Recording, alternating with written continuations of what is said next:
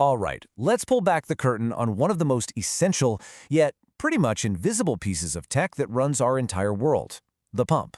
You really don't see them, but trust me, they are the unsung mechanical heroes of our modern lives.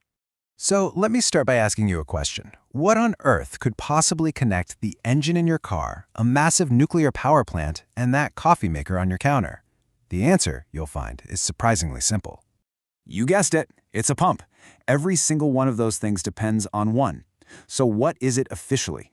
Well, a pump is a mechanical device that moves liquids, water, oil, even your coffee, from one spot to another by cranking up the pressure or the kinetic energy of that fluid.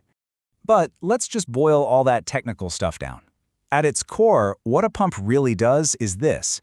It takes mechanical energy, like say from a spinning motor, and it turns it into hydraulic energy.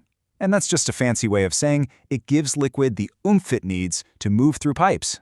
So here's our game plan. We'll kick things off with the basics, then get into the two main families of pumps. After that, we're going to put the spotlight on the most common type out there, the centrifugal pump. We'll take it apart, see how it works, and then wrap it all up with that big energy conversion that makes it all happen. Okay, let's jump right into part one. What exactly is a pump, and where does it fit into our day-to-day lives? To put it mildly, pumps are, well, they're everywhere. They are the absolute heart of the systems that bring clean water right to your tap. They irrigate the fields that grow our food, and they are absolutely critical in huge industries like oil and gas, chemical plants, and even power plants. They really are this invisible force moving all the liquids that our society depends on. Now here's the thing, not all pumps are the same. In fact, they all fall into one of two major families. It's kind of the fundamental divide in all of pump technology. So you've got two totally different ways of thinking about moving fluid. On one side, you have positive displacement pumps. These guys work by trapping a very specific amount of liquid and then just physically shoving it out. The best analogy? A syringe.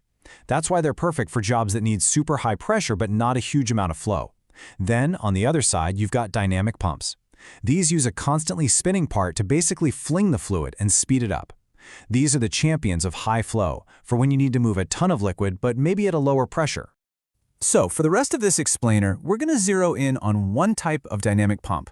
Why? Because it is, hands down, the most common and probably the most important pump in the entire world, the centrifugal pump. And calling it a workhorse isn't an exaggeration. Its true genius is its simplicity. See, compared to a lot of other designs, it has way fewer moving parts. That makes it incredibly reliable, way more affordable, and just the perfect go-to for a huge range of jobs, from giant water treatment plants to the intricate systems inside a power station. Okay, so if we're going to understand how this workhorse actually gets the job done, we've got to pop the hood and take a look at its anatomy. Now, there are a few components in there, but the whole show really comes down to how two key parts work together. You've got the impeller, which is the bit that spins, and the casing, which is the stationary shell that it spins inside of. First up is the impeller. You can think of this as the heart of the pump. It's hooked up to a motor, and as it spins like crazy, its curved vanes grab onto the liquid and just launch it outwards at super high speed. It's all about transferring that energy. And that's where the casing comes in, which also goes by the name volute. It's this really cleverly designed snail-shaped shell that wraps around the impeller. Its job is to catch all that fast-moving fluid being thrown off and then smoothly guide it toward the exit, converting that speed into useful pressure as it goes. Of course, those two parts don't work alone. They're all part of a bigger system. You've got a shaft that connects the impeller to the motor, bearings that let it spin smoothly for literally thousands of hours, and seals to make sure nothing leaks. It's a complete mechanical system, all designed for one single purpose: moving fluid reliably. All right, so we've met the key players. Now for the fun part. Let's put them in motion and see how it all comes together to move liquid using something called centrifugal force. And that's really the crucial point here. The entire process works because of one key principle from physics: centrifugal force. It's the exact same force that pushes you to the side when you're on a fast-spinning merry-go-round.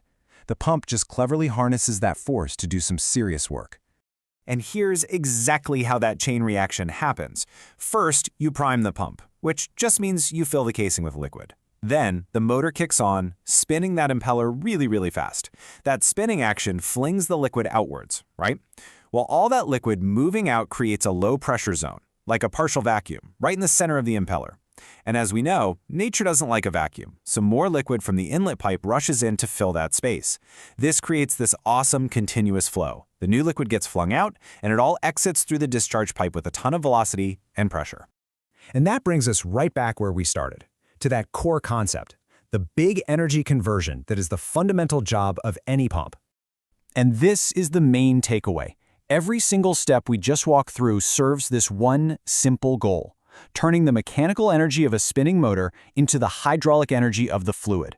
It's all about giving that fluid the pressure and velocity it needs to get where it's going. That's it. That's the whole job.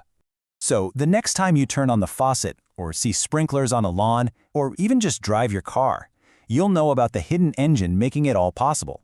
Which leads me to a final question for you. Now that you get the principle behind this machine, what other invisible engines are you going to start noticing quietly running the world all around you?